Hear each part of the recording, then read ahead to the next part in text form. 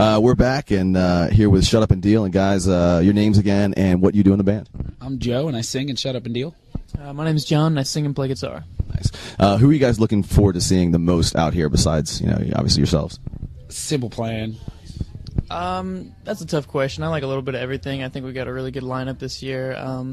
It's cool to see Gym Class jump on. I'm stoked for when Jack's Mannequin plays a few dates, stuff like that.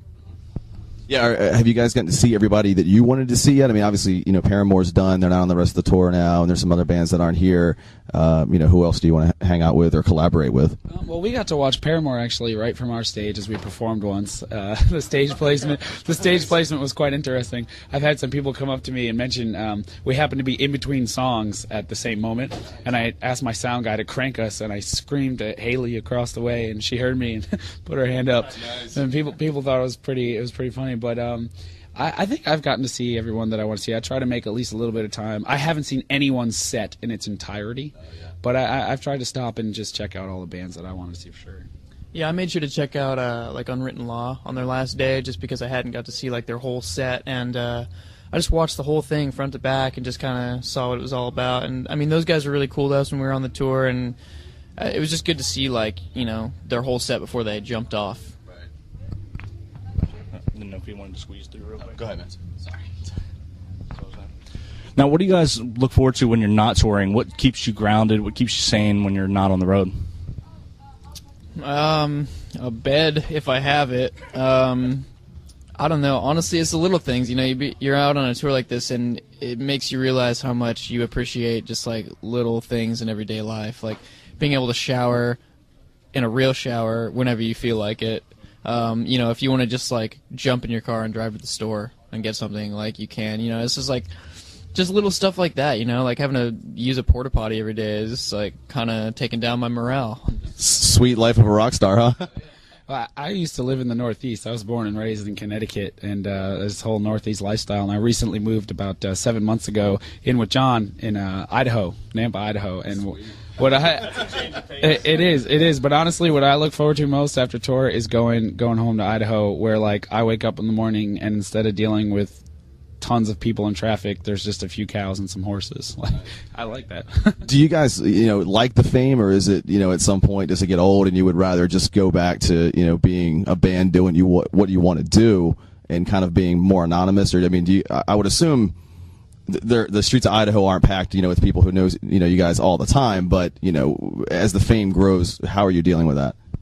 It's slowly growing. It's definitely not growing to a point that it's annoying yet. And we still, one advantage I think that we have is that we are an entirely DIY band. We actually still have no label, no management, no booking agent, and we do really well for ourselves. I mean, we're out here on Warped Tour and we're having a great time and it's going awesome. But we do what we want the way we want.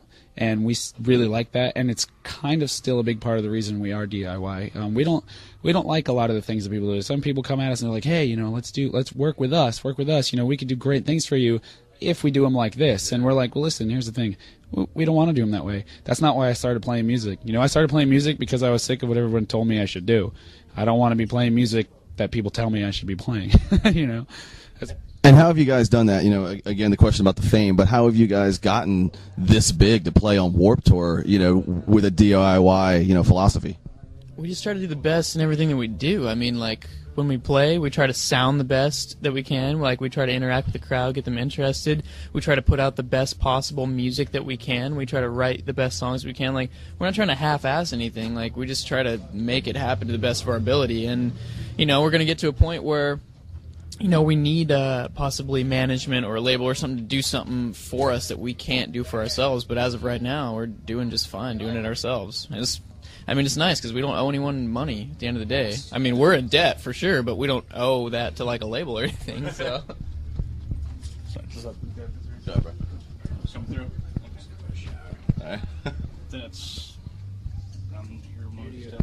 I think I needs a shower too. Yeah. We might be better off moving over here next time. So what do you guys have projects coming forward? What can we look forward to?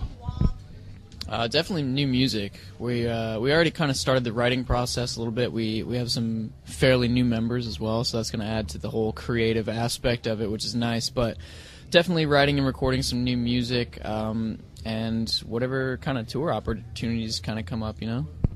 I can't really say right now. If everything goes well, you'll see us out on some hopefully awesome tours this fall. If not, we're going to go right into writing the new record, and I think it will be our best record to date. A lot of people will be impressed, and hopefully it'll just help step us up another notch. And last question, we'll get you guys out of here. If you had 5 to 10 minutes left in your life, you know it's wrapping up. You have your choice of last song. You can hear or perform any song, yours or somebody else's. What would you go with? What's the song, and would you listen to it or perform it? I would listen to it, and it would probably be as much of the self-titled Good Charlotte record as I could get through, because it's the most nostalgic album that I'll probably ever have in my life, and it wouldn't matter what song, and even if it was one song and then half of another, I would listen to it till it was over. Interesting, a good call, because they're from our home state of Maryland, so we appreciate that.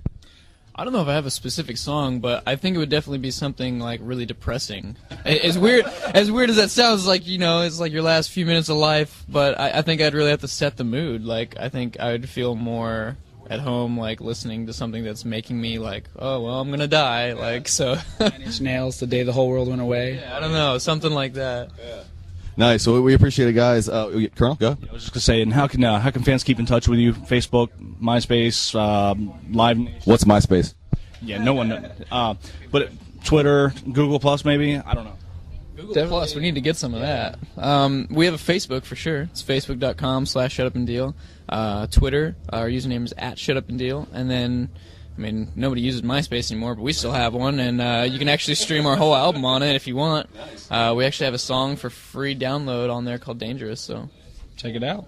We got lots of places you can find us. Just Google "Shut Up and Deal" will be the first thing that comes up. That's a big reason we chose the name.